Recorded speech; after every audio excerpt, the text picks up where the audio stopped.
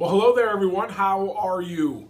Thank you very, very much again for joining me on yet another edition of Your Whiskey Coach. And tonight's review is Old Weller Antique Bourbon. This is the original 107 proof. This is a Kentucky straight bourbon whiskey. That is they call it the original wheated bourbon. Now, it's that time of year. It's around the holidays. It's around New Year's. If you're a bourbon aficionado like myself, you probably know that it's kind of the time of year that Buffalo Trace begins to kind of release their antique collection. You know, that's when Pappy comes out. That's when this George T. Stagg comes out. That's when all the hard-to-come-by bourbons that come out in very limited quantities are released to the market, and then the rest of us slobs are kind of fighting for the leftovers or having to pay those inabsorbent amounts of money on the secondary market. But if you have done any reading and you like some of the same blogs and the same articles that I do, you may have seen some what they call a poor man's Pappy.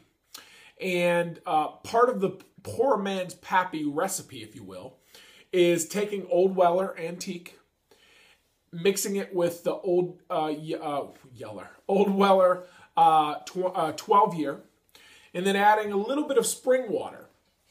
The ratio is right around 20. I want to say like 23% Old Weller Antique, and then roughly 70%. Old Weller 12, and then the additional 5 to 7% is like a spring water. And that's supposed to, I've never tried this, so don't blame me if it doesn't. It's supposed to very much mimic what you're getting from a Pappy Van Winkle 23. So, why, you say? Do your own research. There's all sorts of articles and stuff out there that you can find that's kind of explains why the Old Weller is as close as you're going to get to a Pappy without paying that ridiculous amount of money. It's produced by Buffalo Trace, which produces the Pappy stuff. It's a wheated. Matter of fact, again, just look into it on your own. It's pretty interesting. But today, we're going to do a bourbon, like I said, because it is bourbon season. And this one's really cool because I don't do a lot of wheated bourbons. I don't know why. I think probably the most prevalent reason is because I just don't run into them a lot in the market. So I'm excited to try this because I'm not really sure about what I'm going to get into. My buddy from Kansas City, Mike Fazio, actually purchased this for me. This is not available in my part of the country, at least at retail outlets. And even online, these are getting hard to find.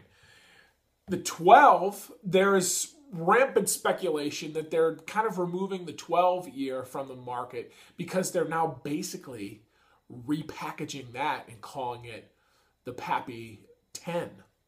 That's interesting. That's really interesting because they figured, hell, the stuff is pretty much the same thing. Why get 20, 25 bucks when we can get 100 and, a couple hundred on the black market? So, kind of cool stuff. This limited release Buffalo Trace time of year always fascinates me because of all this, this he said, she said, and price wars, and I heard my cousin's dog's uncle has a bottle of this, 2 states over. It just gets crazy. So I'm really excited to try this. As I just mentioned, it's at a $23 price point. So if you get your hands on this, hell, why not? If it's at all similar in terms of its genetic makeup as the Pappy is, shit, you're just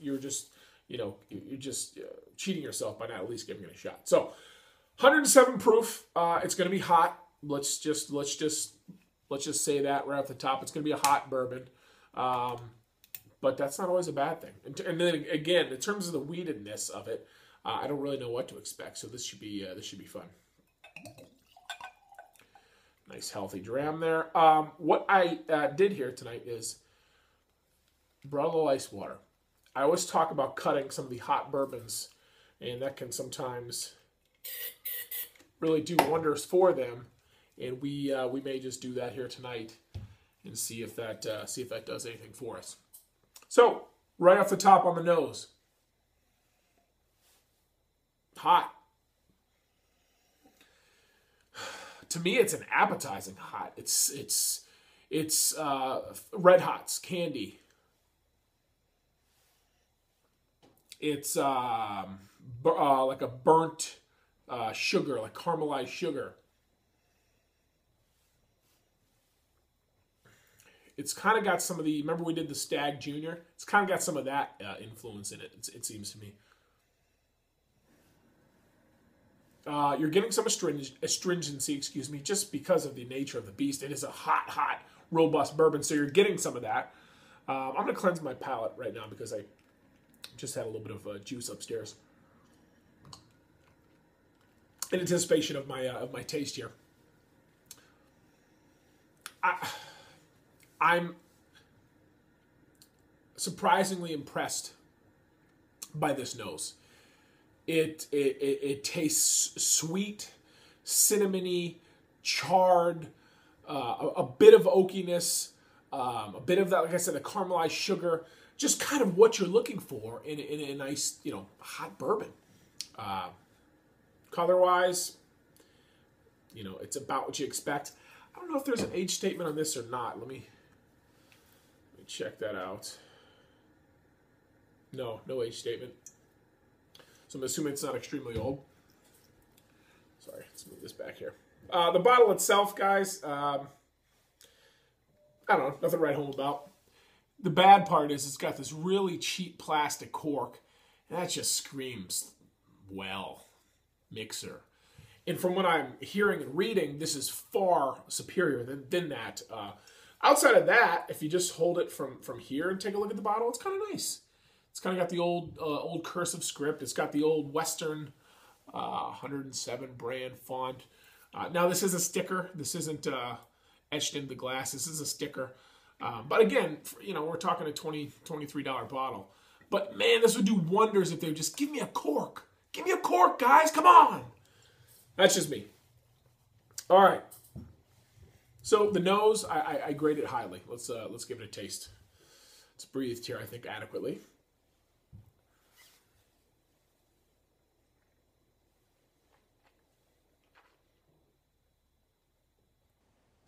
Chew that a bit. Whew. Astringent.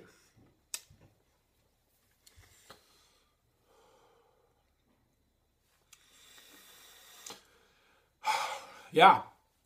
I'm hit with that, when I hit the gums and the lining of the throat there, I got that kind of that sensation you get when you're swishing mouthwash.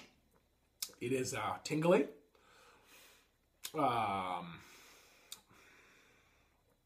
But it dissipates quickly. Hot, cinnamony. I'm getting almost buttered toast. Some nuttiness in there. But man, I tell you what, the nose is really nice. The more I smell this, the more I'm enjoying it.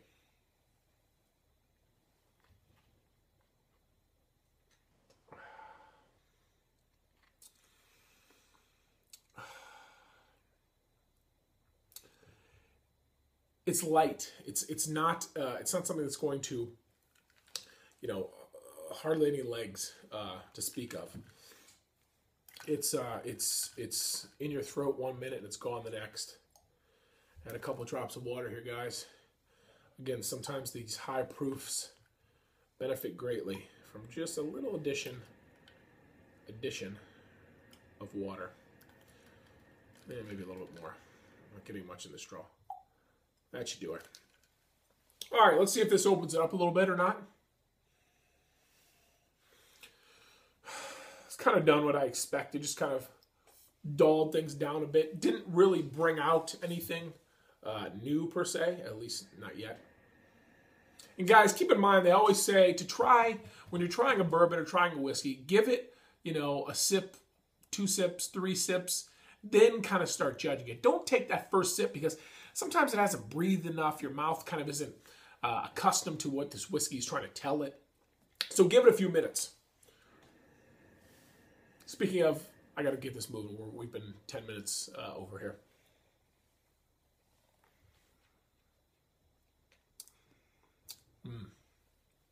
Add water. Add water. Much more approachable. Takes that bite. It leaves the bite, excuse me. What it does is it allows it to not dry the mouth up as much. Allows to be much more gentler. Almost gives it a creamy or almost a richer flavor. Yeah, matter of fact, I'm going to add just a little hair more here. Call it a day.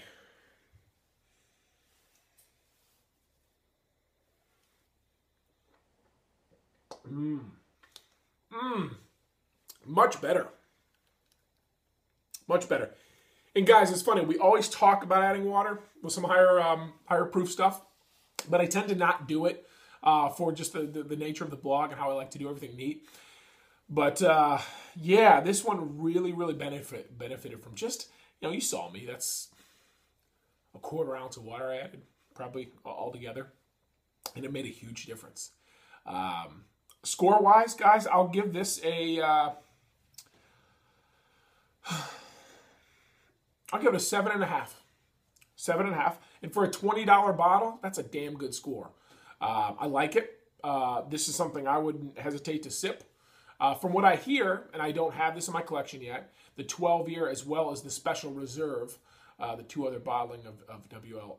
Weller, a.k.a. Old Weller, are a little bit even a step up from this. I haven't been able to get my hands on any, but I think this is nice. I think on the rocks, this would be brilliant. I think with water, it was very nice. And if you want to find the exact recipe to that poor man's Pappy Van Winkle, I believe it's on Esquire. And if you type in bourbon, BOURBON, and then the letter R.com, it's a little bourbon blog. That exact recipe that guy tweaked and figured out with the spring water, making poor man's Pappy. It's on that. It's on my blog. So, thanks, guys. Again, my apologies for the delay in the review. Thank you to all you new viewers. Love you. Thank you. Hope you're enjoying it. Come back. Subscribe below if you haven't thus far. And until next time, and as always, glasses up, guys. Happy holidays. See you soon.